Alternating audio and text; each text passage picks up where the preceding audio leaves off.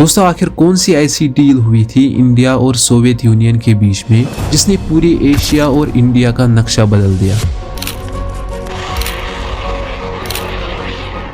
आखिर क्या रीजन है कि इंडिया और रशिया जितना क्लोज होता जा रहा है ट्रंप की उतनी परेशानी भी बढ़ जाती है। आखिर क्यों रशिया इंडिया से दूर होकर चाइना और पाकिस्तान से क्लोज होने लगा, और आज रशिया और इंडिया के दरमियान कैसे रिलेशंस हैं? क्या आज भी इंडिया रशिया की डिफेंस पर पूरी तरीके से डिपेंड है? आइए सब इस वीडियो में समझते हैं।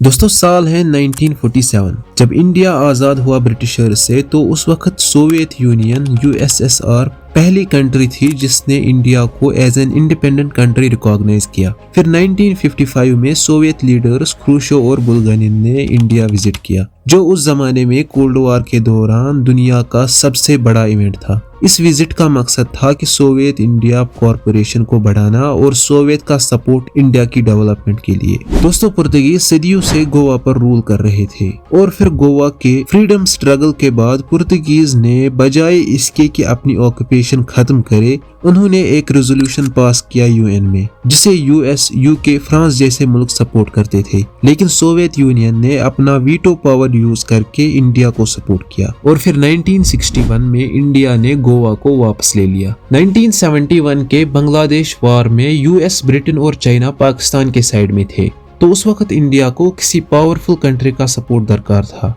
इंडिया के पास सिर्फ एक ही ऑप्शन बची थी, वो थी सोवियत यूनियन, जो उस वक्त one of the powerful countries में मानी जाती थी। सबसे जरूरी बात कि ये एक न्यूक्लियर आर्मर्ड कंट्री थी। दोस्तों इस वार के दौरान US नेवी ने इंडिया को धमकाने के लिए टॉसक 474 डिप्लॉय किया बे ऑफ बंगाल में, जब इंडिया पाकिस्तान का वार पीक पर था। उस वक्त जो इंडिया को सपोर्ट कर रहा था मिलिटरीली और पॉलिटिकली, वो थी सोवियत यूनियन। और इस वार के दौरान सोवियत यूनियन ने क्रूजर्स और डिस्ट्रॉयर्स के 2 ग्रुप और एक न्यूक्लियर आर्मर्ड सबमरीन डिप्लॉय किए इस एरिया में अमेरिका के मिलिट्री प्रेजेंस के जवाब। फिर इंडिया ने 9 अगस्त 1971 में इंडो सोवियत ट्रीटी साइन की, जो कवर करती थी चाइनीज इंटरवेंशन को, क्योंकि चाइना का बहुत अच्छा सपोर्ट रहा पाकिस्तान को। फिर आखिर में फाइनली इंडिया ये वार जीत जाती है और बांग्लादेश अलग होता है पाकिस्तान से, और इंडिया बांग्लादेश को रिकॉग्नाइज करती है 6 दिसंबर 1971 में एज एन इंडिपेंडेंट कंट्री। ये थे कुछ इवेंट्स इंडिया सोवियत रिलेशंस के।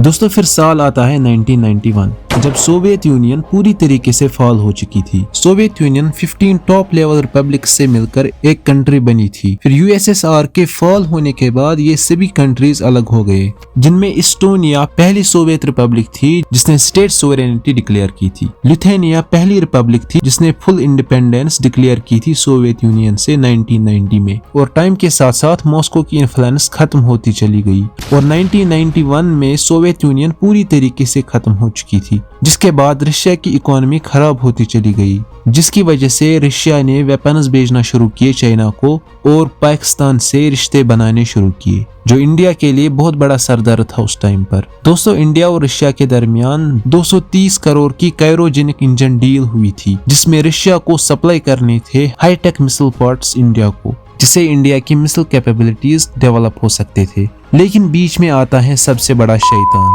US, और रशिया को प्रेशराइज करके ये डील ऑलमोस्ट खत्म करता है, क्योंकि US ये नहीं चाहता कि इंडिया की मिसाइल कैपेबिलिटी डेवलप होनी चाहिए। दोस्तों ये इंडिया रशिया रिलेशंस में सबसे लोवेस्ट पॉइंट होता है। 31 दिसंबर 1999 में व्लादिमीर पुतिन रशिया का प्रेसिडेंट बनता है, और 2000 में वो पहली विजिट करता है इंडिया में, ताकि जो रिश्ते खराब हुए थे उन्हें फिर से मजबूत किया जा सके। और फिर इंडिया और रशिया इस रिश्ते को स्ट्रेटेजिक पार्टनरशिप का नाम देते हैं। दोस्तों ब्रह्मोस मिसाइल, जो दुनिया का सबसे फास्टेस्ट क्रूज मिसाइल है, वो न्यू दिल्ली और मॉस्को ने मिलकर बनाया है। सुखोई Su-30 MKI जैसे 270 जेट्स मिलकर बनाए गए इंडिया और रशिया ने। यहाँ तक कि इंडिया की स्पेस टेक्नोलॉजी में भी रशिया का बड़ा हाथ है, जैसे Chandrayaan first moon mission Russian instrument से कैरी किया गया, और इस मिशन के गगनयान एस्ट्रोनॉट्स को रशिया में ही ट्रेनिंग की गई, और आज भी उनकी ट्रेनिंग रशिया में ही हो रही है।